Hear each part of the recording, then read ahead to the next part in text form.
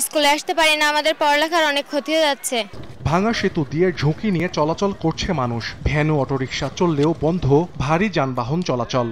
২০২২ সালের ৪ জুলাই সাতক্ষীরার আশাশুনি উপজেলার মরিচচাপ নদীর উপর বাঁকড়া সেতুর মাঝ বরাবর ধসে যায়। এরপর তা সংস্কার বা পুনর্নির্মাণ করা হয়নি। স্থানীয়রা জানান সবচেয়ে বেশি বিপাকে পড়তে হয় রোগী ও ফসল পরিবহনে। খালি ভ্যান ঠেলে ঠেলে যাওয়া লাগে।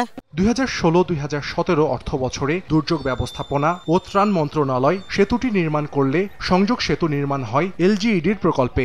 সংশ্লিষ্ট দপ্তরে যোগাযোগ করেছি, তো একটা নতুন প্রকল্প নিয়ে অথবা এক্সিস্টিং কোনো প্রকল্পের মধ্যে অন্তর্ভুক্ত করে এই ব্রিজটি পুনর্নির্মাণ করা যায় কিনা সেটি আমরা দেখছি। খুব দ্রুত সময়ের মধ্যে এটি নির্মাণ করতে হবে, কারণ জনসাধারণের যোগাযোগের জন্য খুব কষ্টকর হয়ে যাচ্ছে ব্যাপারটা। আশাশুনি উপজেলা প্রশাসনের তথ্য মতে ৬০ ফুট দীর্ঘ ও ১৪ ফুট প্রশস্ত বাঁকড়া সেতু নির্মাণে ব্যয় হয় ৫৪,০৪,৬৫০ টাকা।